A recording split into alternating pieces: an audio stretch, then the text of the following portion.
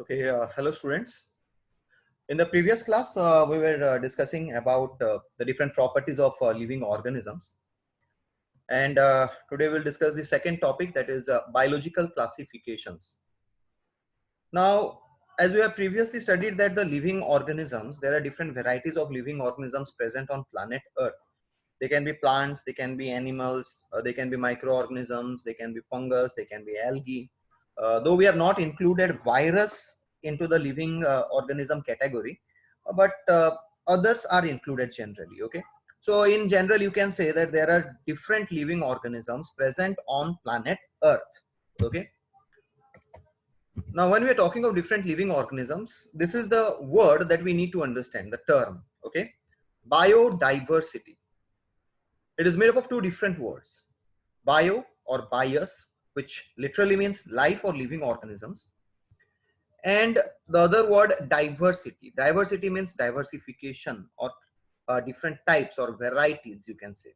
Okay, so this word biodiversity is made up of two words, bios, which means life or living organisms, and diversity, which is variety. So it can be explained as biodiversity is the variety or diversity of life forms in the world or in a particular habitat. Okay, this is very important. So when you're talking of all the different living organisms present on planet Earth, that can be termed as biodiversity, or in a specific habitat or in a specific area, in a specific ecosystem. May it be forest ecosystem, may it be river ecosystem, may it be ocean ecosystem, may it be mountain ecosystem, may it be desert ecosystem, whichever habitat that you are talking of, right? So that is called as biodiversity. Now, as because there are different living organisms present on planet Earth, to understand them, we need to classify them. So there is necessity of classification in the biological world. All the living organisms need to be classified for certain purpose. Okay, what are they? The first point being, it helps in identification. Now, when we are classifying organisms, we get a chance to identify them. Like if you are looking at an organism, you can identify it to be a plant, or you can identify it to be an animal or a microorganism. So we can identify that. So when you're classifying different organisms into different categories, it is important, or it is very vital, that you can identify each one of them, because each of the living organism has certain significance in their own ecosystems. So that is the reason we need to identify them. Secondly, to understand similarities and dissimilarities between organisms. See, all the different living organisms present on planet Earth, some of them possess certain similarities, where others are dissimilar to one another. Okay, like when we are talking of all the mammals, they share a common relationship. They all give birth to the young ones, or they feed the young ones with milk. So they have similarities based on which we classify them. So they are classified as mammals. But when you talk about two different organisms which might be similar but dissimilar, now let's take the example of a bird and a bat. Birds can fly, they have wings. Bats can also fly, they have wings, but they are dissimilar. Dissimilar in the respect that the birds are actually belonging to the aves category, whereas the bats are mammals. Okay, one lays eggs, the birds lay eggs, whereas the bat give birth to the young one. So based on that, though they appear similar, but they are dissimilar. So we need to understand how these organisms differ from one another. What is the dissimilarities? And that is the reason we need to classify them. Okay. Thirdly, to understand interrelationship. When we are talking of an ecosystem, every ecosystem has different components, specifically two different components, the biotic, which are the living, and the abiotic, which are the non-living. Now, these biotic components, they interact among themselves as well as they interact with the environment. Suppose, let's take the example of a food web. In a food web, you might have seen that one organism is dependent on other organism for food. A goat eats grass, the tiger eats the goat.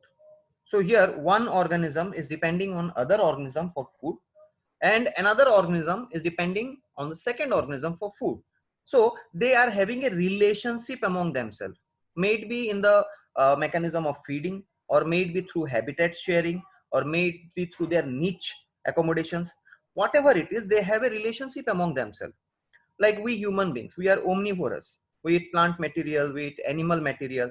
Besides that, we take different type of other necessities from the environment. We take wood for making houses. We take different kinds of medicine, herbal medicines for curing our disease. So we are dependent on this organism. We share a certain type of relationship among them. So all the living organisms, they are interrelated, having different kinds of relationship among them. Okay, so that is very necessary to understand, and that is the reason we are classifying organisms. So three basic reasons why we classify, or why classification is necessary. It helps in identification.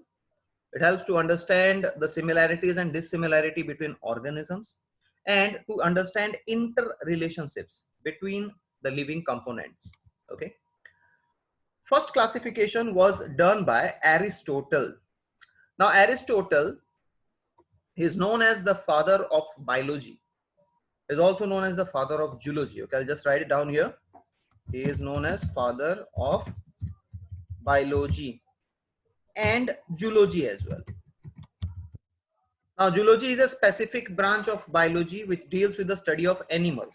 Okay, so when you're talking of biology, we are talking in a whole prospect, where we are including the animals, we are including the plants and other organisms. But when you are studying specifically only the animals, that specific branch is called as zoology. Now, Aristotle here, as you can see, it is 384 to 322 BC, okay, before Christ. See, this is the total lifespan of Aristotle. It is not the time period during which he made his classification. Okay, so do not get confused. It's the lifespan of Aristotle from 384 to 322 BC. Now, Aristotle became a very important person in the field of biology, because he was the first person to actually make a classification. Now, what kind of classification did Aristotle propose? This is Aristotle, as you can see on your screens. What kind of classification he proposed? He actually classified living organisms into plants and animals. He observed certain organisms have the capacity to move. They feed on different organisms. So he called them as animals. Now, other organisms, they were not able to move. They used to fix themselves to the ground or to a surface, and throughout the lifetime, they used to stay in that specific position. But they had the capacity to prepare their own food. He classified them into plants. So this was a basic, very crude kind of classification, the plants and the animals. But remember, Aristotle's classification was not scientifically based. The reason, he did not consider the physiological systems, the anatomical systems, the interrelationships, the evolutionary status. He did not consider all of this. Physically, whatever he saw, based on that, he classified. So it is not scientific in nature. Further, he classified animals into two categories: Anima and Inanima. Now here you see two different words. Anima. Anima means without red blood. Now he saw certain animals did not possess red blood. Okay, they were not having red blood. Instead, they either had colorless blood, or they had blue color blood or green color blood. There are different organisms you'll find. If you go into the phylum of Arthropoda, the insects, they have colorless blood. Some species of crabs and octopus, they have blue blood. So these organisms, he classified them into Anima. Now, Inanima is the next classification of animal, which was done by Aristotle. They are red blood having organisms. He was having red blood, or animals, you can say, sorry, red blood animals. Now, these organisms possess red blood, like we mammals, the birds, the reptiles, the amphibians. If you cut, you'll find they have a red color blood, which is due to the presence of hemoglobin, as you might know this. So he classified organisms into Anima and Inanima. In modern day classification, Anima is known as the invertebrates, to be termed, and Inanima is the vertebrates. Okay, Anima, invertebrates; Inanima, the vertebrates. So this classification was basically done by Aristotle, right? So this is the first classification, but let me remind you, it was not a scientific classification. That is the reason in further times we came across different classification systems.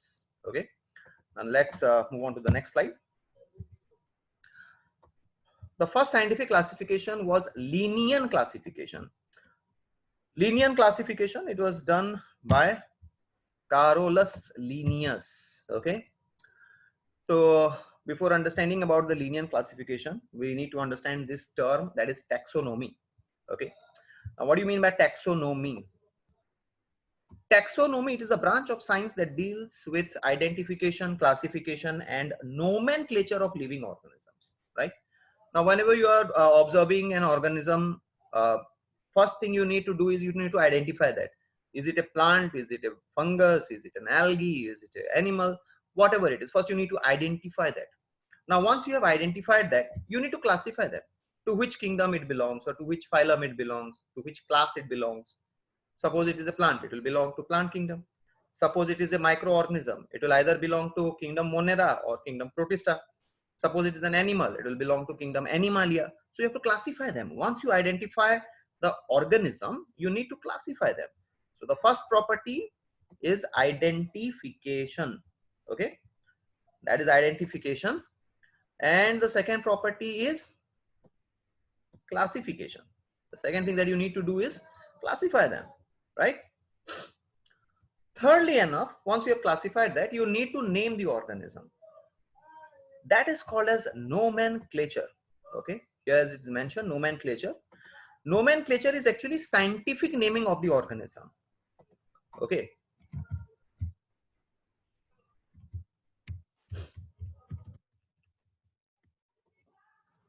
Scientific naming of the organism is called as nomenclature.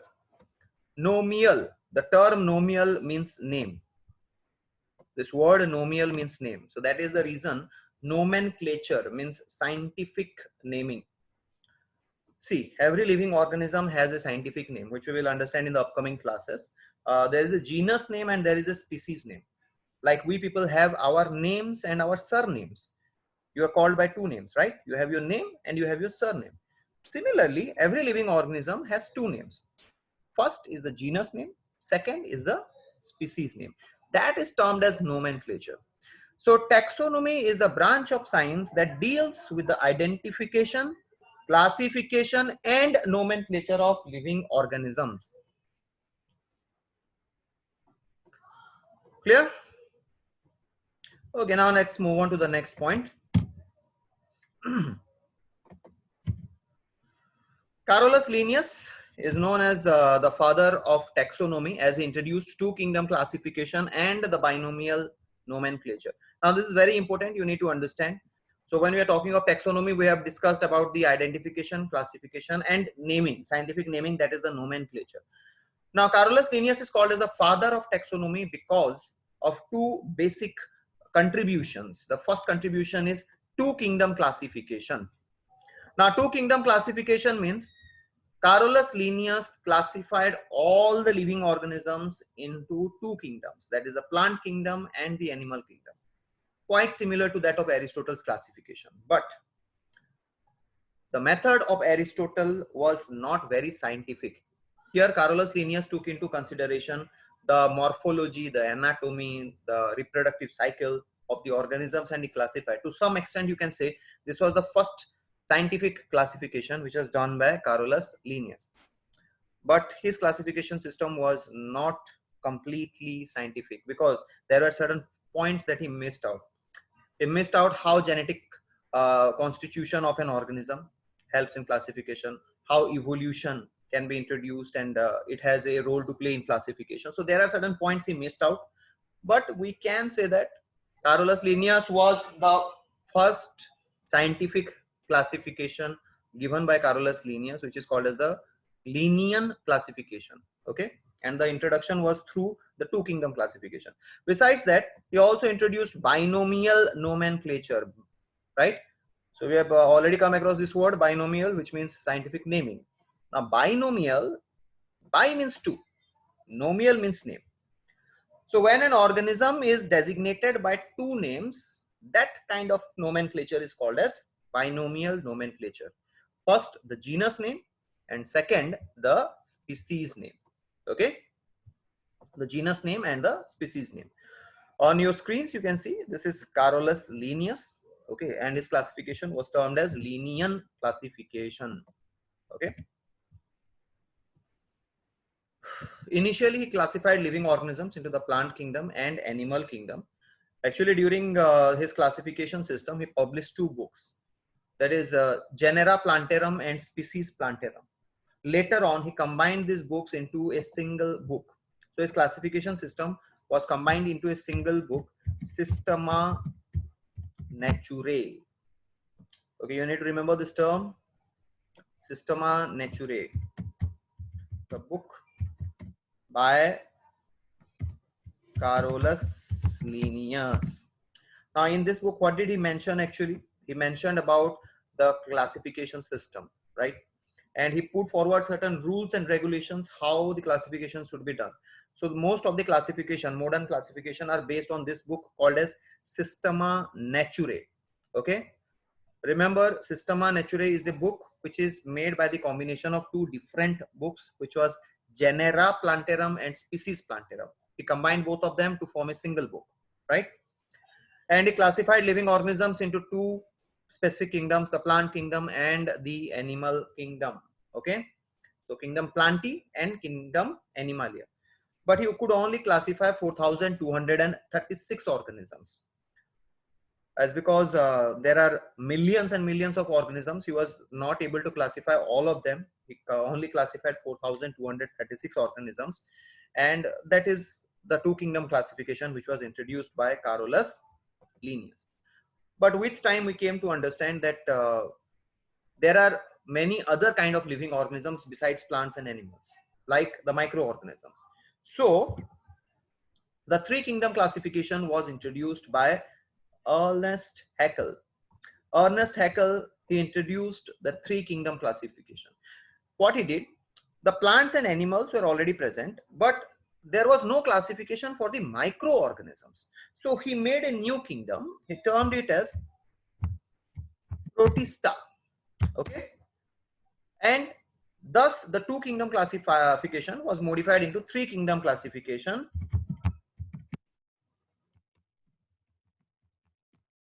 That is Protista, Plantae, Animalia.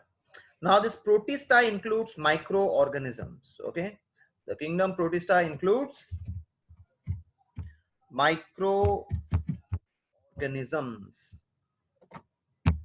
Microorganisms like that of bacteria. This Protista, I'll just label it here. Protista includes microorganisms according to Ernest Haeckel. Now, in the further topics, we'll discuss that. Again, microorganisms can be of two types. They can be either prokaryotic or eukaryotic, based on which the classification system was further modified. And this three kingdom classification given by Ernest Haeckel. Okay. Now this is Ernest Haeckel on your screens, as you can see. I'll just move this one. Okay. So this is Ernest Haeckel, right? Now, as I told you, the microorganisms can be either prokaryotic or eukaryotic, based on which again modifications were done, and four kingdom classification was introduced by H.F. Copeland. Now what Copeland did, he bifurcated the Protista and he classified them into two different other kingdoms. First one he named as Monera and the other one he named as Protista. Monera included the prokaryotic organisms, whereas Protista included the eukaryotic organisms. In the upcoming classes, we will discuss what a prokaryotic cell and what an eukaryotic cell means. But for the timing, just remember the primitive kind of cells are the prokaryotic cells which do not have a definite nucleus, and they were included under Monera. Whereas Protista included organisms which were eukaryotic. They were having a definite nucleus. They were well advanced. Okay. And the rest two kingdoms, whereas it is, they were not changed, kingdom Plantae and Animalia. Okay, so this kingdom classification was the four kingdom classification given by H.F. Copeland. This is H.F. Copeland. On your screens you can see Now again, you find that there were certain problems, there were certain issues with the four kingdom classification, specifically with the kingdom Plantae. In kingdom Plantae, there were certain organisms which though looked like plants, but not were actually plants. They're not actually plants, okay? They had a stem, they had branches like structure, but they did not possess chlorophyll. They could not prepare their own food. They were the fungus. So the four kingdom classification was further modified into the one which we accept today, or which we understand today, that is five kingdom classification, which was given by Robert H. Whitaker. Now Robert H. Whitaker classified fungi from Plantae. Fungus, the most common example being mushroom that you can see. You might have observed they do not have any chlorophyll. They cannot prepare their own food. They are saprophytic. They feed on dead and decaying plant matters, right? So that is the reason they were separated from plants and they were given a kingdom of their own. Now this brought about the five kingdom classification. The five kingdom classification, as you know today, it includes Monera, Protista, the new kingdom which was introduced, fungi, Plantae, and Animalia. So this is the five kingdom classification that you know today, and it is universally accepted. It was given by Robert H. Whitaker. Monera, the prokaryotic microorganisms. Protista, the eukaryotic microorganisms. Fungi, they are the you can say saprophytic organisms, spore bearing organisms. Plantae, the plants or autotrophic organisms. Animals, heterotrophic organisms, eukaryotic in nature. So this is how the five kingdom classification was introduced. But in recent times, six kingdom classification has also been proposed, where Monera is further divided into the Archaebacteria and Eubacteria group. But it is not completely universally accepted, so we'll not go into the six kingdom classification. We'll just stay with the five kingdom classification. Okay, so my dear students, this is about the biological classification. Okay, so I think you're clear with the topics. In the next class, we will further discuss about the methods of classification, binomial nomenclature, and the taxonomic hierarchy. Thank you.